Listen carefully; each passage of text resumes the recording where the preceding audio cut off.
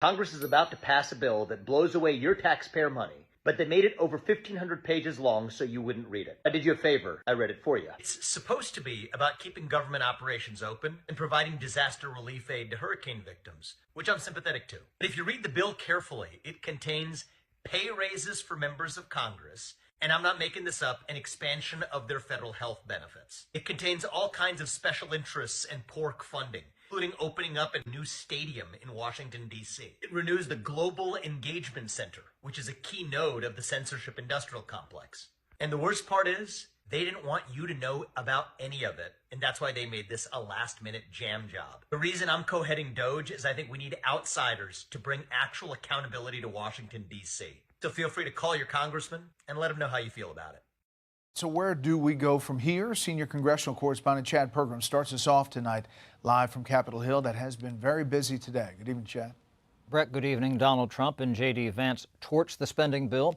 They demand a streamlined bill, quote, without Democrat giveaways. They also want an increase in the debt ceiling. The House was ready to vote until Elon Musk weighed in on X. Now, Musk declared that any lawmaker who votes for the bill, quote, deserves to be voted out in 2 years. A member of the House Republican leadership said Musk was, quote, not helpful. The member added that Musk has bigger fish to fry. Lawmakers are rattled at the 11th hour intervention. Tweets from Musk, has that complicated this? Well, I mean, I think that there's always a lot of interest in what's happening up here, and this is more than interest. They're telling people if they vote yes, they should be voted out. The social media world is a part of our politics, and I think members have to expect that. There are going to be a lot of hard votes in the next couple of years. Criticism of the massive 1,500-page bill was quick. Conservatives railed against a congressional pay raise in the package and the fact that it's yet another catch-all Christmas tree. However, some lawmakers were torn, especially those whose districts were devastated by hurricanes.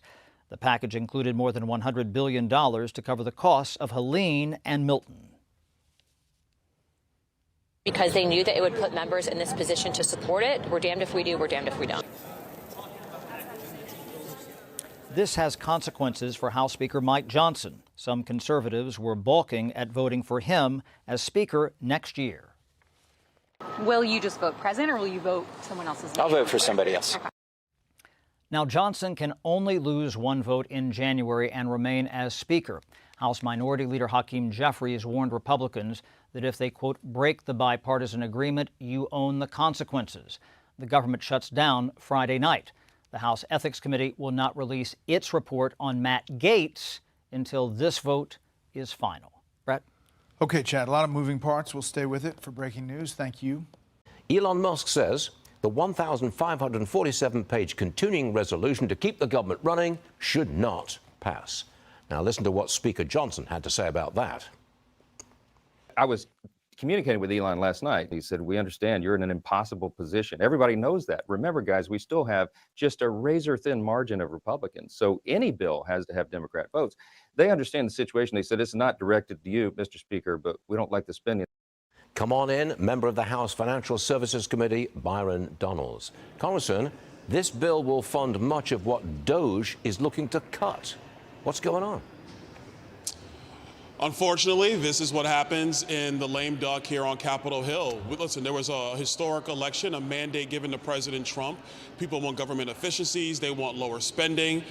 But the swamp and, frankly, congressional Democrats want what they want, and it was that or farmers suffer. And it's a very unfortunate bill. Listen, what we have here is a bill that puts disaster recovery for a state like mine of Florida and many other states, and that was held hostage to get EV mandates and all this other stuff through this package. Personally, as a member, I have to vote no because I'm not voting for this kind of garbage. This is a bad bill. It should not pass. Elon Musk is correct. A lot of my colleagues are correct. In my view, we should go back to the drawing board immediately. Disaster recovery should move on its own. And when it comes to the other functions of government, it should be a slim deal until Donald Trump comes back. Then if you vote no, if it goes down to defeat amongst Republicans, then you're going to have Democrats to pass it and keep the government going. That is likely to happen.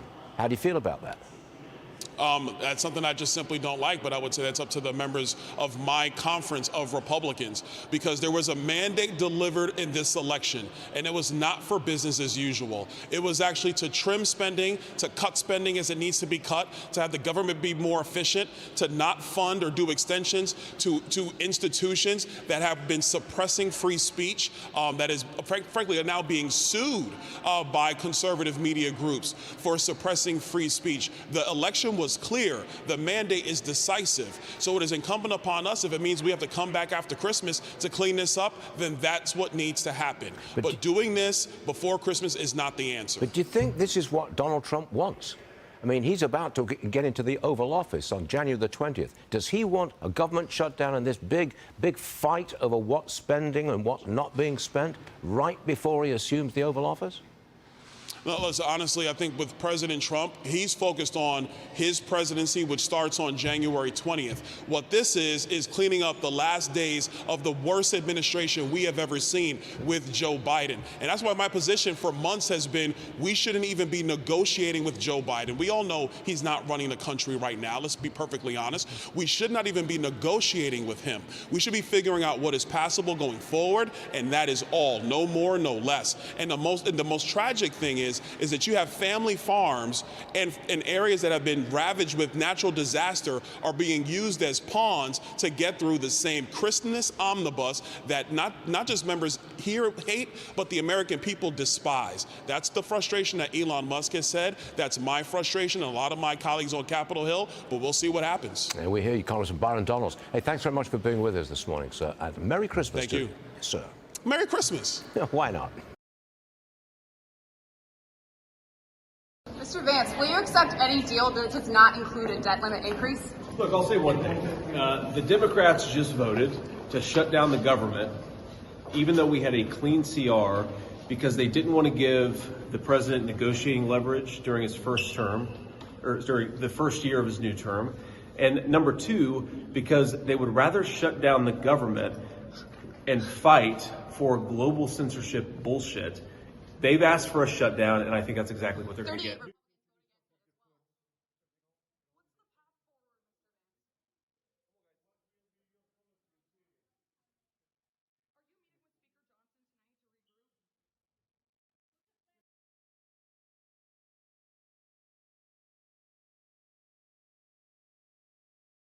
Torch. The critics torched the movie for its weak plot and poor acting. Streamline. The company streamlined its operations to cut costs and improve productivity. Weighed in. The expert weighed in on the debate to provide additional insights. Rattle. The unexpected question rattled the speaker during the press conference. Torn. She was torn between staying with her family and pursuing her career abroad. Rail against. The citizens railed against the new policy, calling it unfair and oppressive. Balk. He balked at the idea of taking on more responsibilities without a pay raise. Razor thin.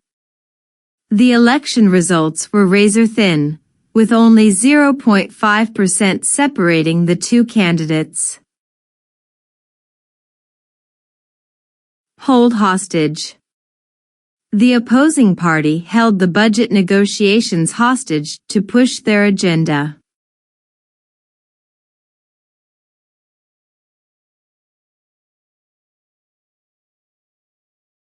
Bigger fish to fry. We can't waste time arguing about this. We've got bigger fish to fry.